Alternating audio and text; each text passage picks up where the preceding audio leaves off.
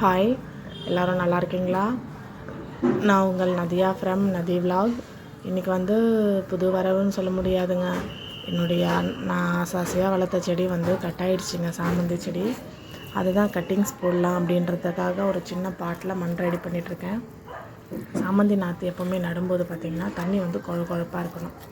அதில் இந்த கட்டிலாம் இல்லாமல் பார்த்துக்கணும். அதனால தான் நான் ஃபுல்லாக அது கொஞ்சம் கெட்டியாக மணலில் அந்த மண் கொஞ்சம் காஞ்ச மண்ணாக இருந்ததுங்களா, அதனால் அது ஃபுல்லாக அந்த கல்லுலாம் இல்லாமல் பார்த்துட்ருக்கேன். அதில் இதை நட்டுட்டு அந்த கட்டிங் அந்த 2 கிளை தாங்க நல்லா உடஞ்சிருச்சுங்க. பார்க்கவே மனசு ரொம்ப கஷ்டமாயிடுச்சு. அது உடஞ்சிது. அது சரி நட்டு வைப்போம், வருதான்னு பார்க்கலாம். நான் முன்ன ஒரு 5 செடி போட்டிருக்கேன் கட்டிங்ஸில், நல்லாவே வந்திருக்கு. இன்றைக்கி இது கொஞ்சம் மொட்டோடு இருக்குது. அதனால் வருமா வராதான்றது ஒரு டவுட்டாகவே இருக்குது. சரி நட்டு தான் பார்ப்போமே அப்படின்னு சொல்லிட்டு ஆல்ரெடி 2 பாட்டு வீட்டில் இருக்குது இந்த மாதிரி குட்டி குட்டி. அதனால் அதில் தான் நட்டுட்ருக்கேன். நட்டு வச்சு பார்ப்போம். ஒரு 2 இல்லை ஒரு 5 டேஸ் கழித்து உங்களுக்கு அப்டேட் கொடுக்குறேன் எப்படி இருக்குது அப்படின்னு சொல்லிட்டு. ஆனால் மண் செம்மண் தாங்க போட்டிருக்கேன். தண்ணி நிறைய ஊற்றி தான் நடணும். இந்த இடம் தாங்க உடஞ்சிருச்சு. அது எப்படி உடஞ்சதுன்னு தெரியல. நல்லா களைச்சிருந்ததுங்க செடி. அந்த சைட் பிரான்ச்சஸ்லாம் நிறைய நல்லா ஒரு பெரிய செடியாக இருந்தது. இது பார்த்திங்கன்னா இன்றைக்கி எல்லாமே எனக்கு ஒரு அப்செட்டான ஒரு டேவாக போயிட்டுருக்குங்க எனக்கு. செம்பருத்தி செடியில் பாருங்களேன் எவ்வளோ பூச்சி இருக்குதுல்ல. கொஞ்சமாக இருக்குது இதில் பூச்சி. உடச்சிட்டேங்க செடியே, அந்த கிளையை உடச்சிட்டு இன்னும் நிறைய பெரிய தண்டில் நிறையவே இருக்குது. அது எப்படி உடைக்கிறதா என்ன பண்ணுறதுன்னு ஒன்றும் புரியல எனக்கு. நல்லா இப்போ தான் முட்டை வைக்கிற ஸ்டேஜுக்கு வந்திருக்குங்க.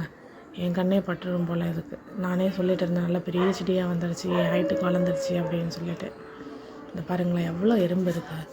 இதுக்கு என்ன வைத்தியம் பண்ணுறதுன்னு எனக்கே தெரியல. யாராச்சும் தெரிஞ்சால் கமெண்ட் பண்ணுங்கள். ஆனால் ஒயிட் கலர் செம்பருத்தில் இல்லைங்க, அந்த ரெட்டில் மட்டும்தான். ஒருவேளை அது ரெட்டு ரொம்ப ஒரு ஸ்வீட்டஸ்ட்டாக இருக்குமோ அதுங்களுக்கு என்னன்னு தெரியல. அதனால தான் அவ்வளோ எறும்பு இருக்குது அதில் மட்டும், அந்த தண்டில் மட்டும்தான். ஆனால் ஒயிட்டில் எதுவுமே கிடையாதுங்க, நார்மலாக இருக்குது ஒயிட்டு. ஒரு துளி எறும்பு கிடையாது. ரெட்லேயும் இருக்குது. அந்த பிங்க் ஷேடு ஒரு ரெட்டு ஒன்று வச்சுருக்கேன். ஒரே ஒரு செடி மட்டும்தான் இருக்குது. அந்த ஒயிட் பாருங்கள் நார்மலாக இருக்குது, ஒன்றுமே கிடையாது அதில். இந்த பிங்க் ஷேடு ரெட்டு வச்சுருக்கேன். அதில் ஒரே ஒரு கிளை மட்டும்தான் வந்திருக்கு. அந்த ஒரு கிளையிலேயும் அவ்வளோ பூச்சி இருக்குது. இது பூச்சின்னு சொல்ல முடியாது, அந்த ஃபங்கஸ் மாதிரி இருக்குது. அதில் எறும்பு இருக்குது. அடுத்தது பார்த்திங்கன்னா பார்க்குறதுக்கு அவ்வளோ அழகாக இருக்குங்க. ஆனால் நல்லா தினமும் ஒரு 4-5 பூ பூக்குதா, நல்லா அழகாக இருக்குது. ஆனால் அந்த ஒரு பெரிய கிளை போது பாருங்கள், அந்த கிளையில தாங்க நல்லாவே பூச்சி வச்சுருக்கு. ஆனால் இதுலேயே ஒரு சின்ன சந்தோஷம், நம்ம இந்த கோழி கொண்டை பாருங்க, தண்டுக்கிற மாதிரி குட்டி குட்டி குட்டி குட்டி கீரை தான் இருக்குது. அதுலேயே மொட்டு வச்சுருக்கு. எவ்வளோ அழகாக இருக்குது பாருங்கள். அது குட்டி குட்டியாக தான் இருக்குது, அந்த தண்டுக்கீரை மாதிரி தான் இருக்குது. ஆனால் இது பிங்க் மாதிரி தெரியலைங்க, ஒரு லைட் ஆரஞ்சு மாதிரி தான் தெரியுது.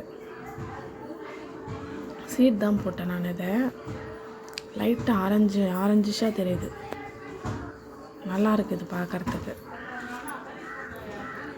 குட்டியாக செடி தாங்க, அது பெரிய செடியெல்லாம் கிடையாது. ஆல்ரெடி முன்னே வச்சுருந்தது ஒரு பெரிய செடியாக தான் வரும். இது பாருங்களேன், என்னுடைய செடிக்குன்னே எல்லா பூச்சியுமே வராங்கன்னு நினைக்கிறேன் தேடி தேடி. இது என்ன நோயின்னு தெரியல அந்த இலைக்கு. அதனாலே பூ கூட மொட்டு வைக்கிறதே நின்றுடுச்சிங்க. ரோஜா இது நல்லா ஃபேண்ட் ஆரஞ்சு வரும் இல்லைங்களா, அந்த ஆரஞ்சு பெரிய பூவை பூக்கும். மொட்டு வைக்கிறதே நின்றுடுச்சு. அந்த இலெல்லாம் பார்த்திங்கன்னா இருக்குங்க. என்ன பண்ணுறதுன்னு தெரியல. யாருக்காச்சும் ஐடியா இருந்தால் சொல்லுங்கள். ஓகே, பாய்.